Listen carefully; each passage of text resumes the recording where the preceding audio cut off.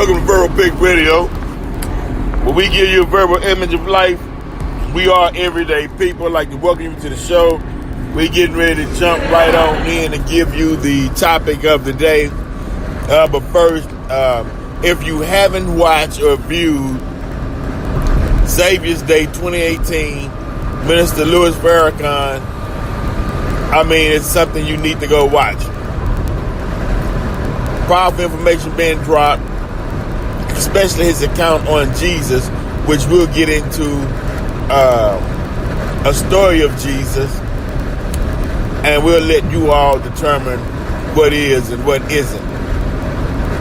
Make sure you stay tuned for our next segment on the Black Panther movie, and that's with Krishna and Sister Pebbles. So make sure you all tune in to that. Let's jump right on in, and I'm gonna take you through history just for a brief moment. But I gotta give this disclaimer: Verbal Pig Radio is not for slaves and slave-minded people. Turn your dial off right now, shut the app off or whatever, but it's not for you.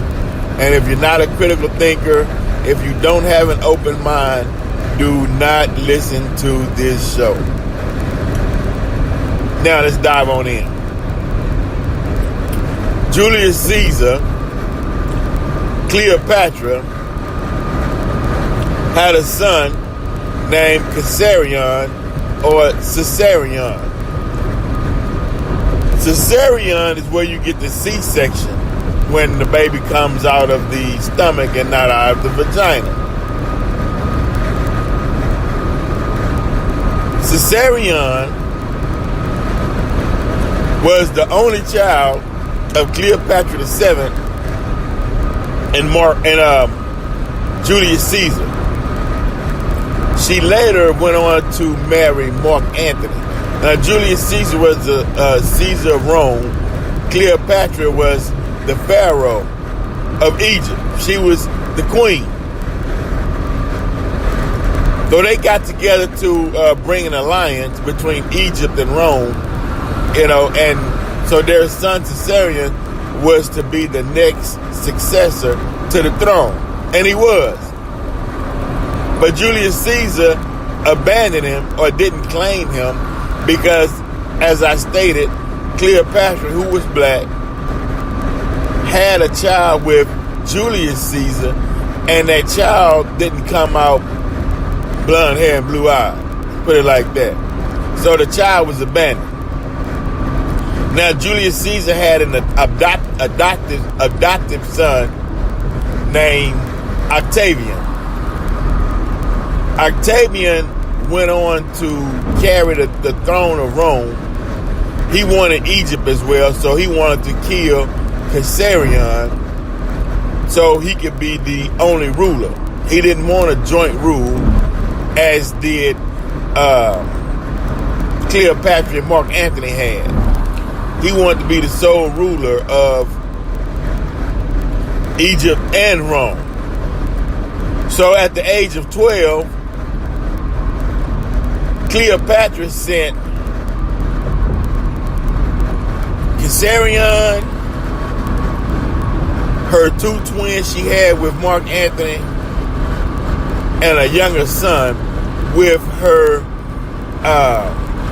we call her, I don't want to say servant, but let's say her helper.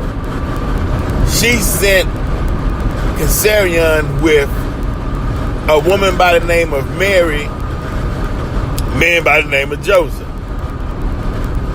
And they left Egypt and fled and went into India. And Caesarion was in India for about 18 years. And he taught, well, first, before he left to India, Cleopatra was grooming him to be the next pharaoh of Egypt. So he was well versed, meaning he studied the Egyptian mystery system, or at the Egyptian mystery school, which is where knowledge came from. which is where the Greeks and the Romans would go to get knowledge. So when they say the Greeks civilized the Western world, the Greek went into Egypt, got the knowledge, came out and civilized the Western world. They didn't have the knowledge prior to Egypt. And so Caesarion went on to India, and he studied with the Brahmas. He studied the Veda. He studied Buddha. As a matter of fact, he reached his Buddhahood, and he taught all over in India. Then supposedly Octavian tricked him. Well, one of the teachers who was working with Caesarion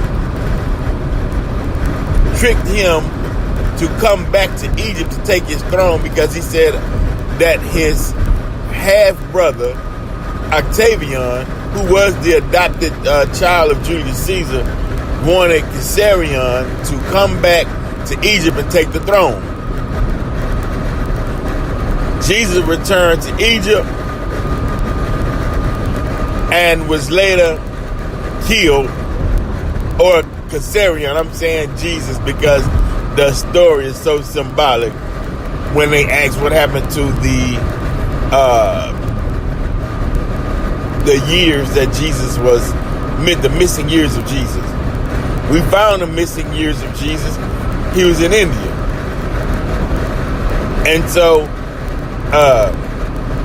he goes back to Egypt 18 years later at the age of 30, and supposedly was killed.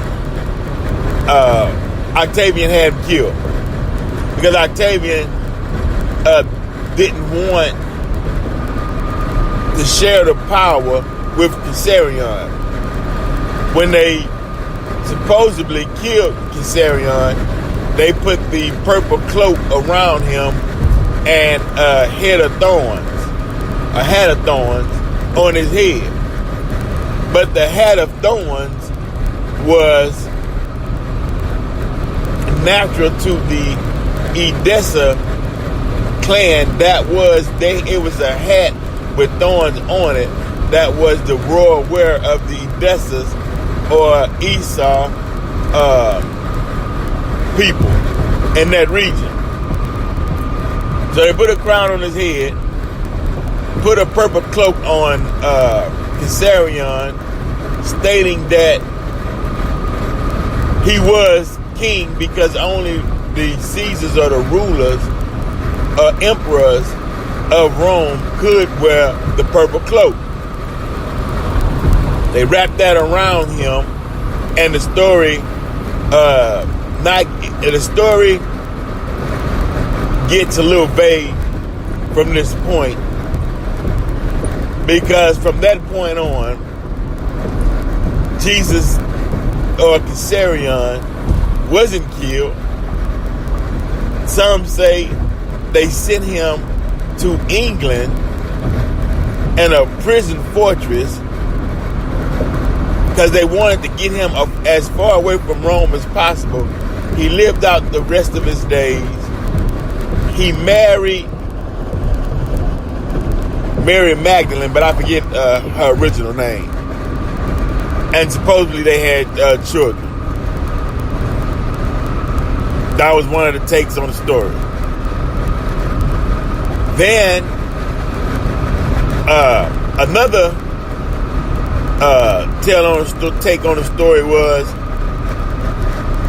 that after Judas had sold him out, that the guards arrested Jesus, hit him on the top of the head with bamboo sticks till blood dripped down his face, and then they let him go because they didn't, as long as he didn't say that he or would pursue the throne. Meaning the whole goal was to keep Caesarion off the throne, because Octavian had the power. The Egyptian army wasn't that mighty, and they wanted Caesarion to go away. These are the tales of Caesarion, the son of Julius Caesar and Cleopatra VII. I mean, as you can see, the similarities between Caesarion and Jesus, I mean, it's astonishing. Some even say that Caesarion was Jesus. Now, Caesarion's mother stated that she was the reincarnation of Isis, and Caesarion was the reincarnation of Horus, which is where they got the story of the virgin birth. And they also named the Caesarion section from Caesarion or Caesarion. So very interesting. We'll sit back and keep bringing you more updates on this story, because the reason being is that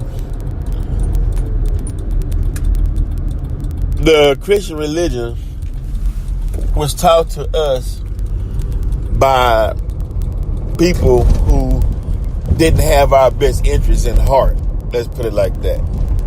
So we have to go back and revisit everything that they said, because as Brother Farrakhan stated, if a man won't treat you right, he won't teach you right. So we have to go back and teach ourselves. And some of the documents pertaining to Jesus's life in India and what he actually taught and said, he basically was teaching the knowledge of Egypt. And apparently the Jews and the Romans wanted to follow the way of Constantine, a new way of mixing paganism with Judaism, where they wanted to have it to where the only way that you could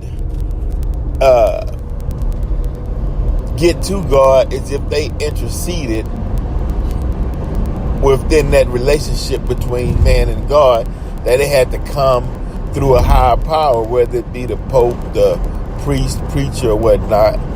And Jesus' teaching was, you don't need a middleman.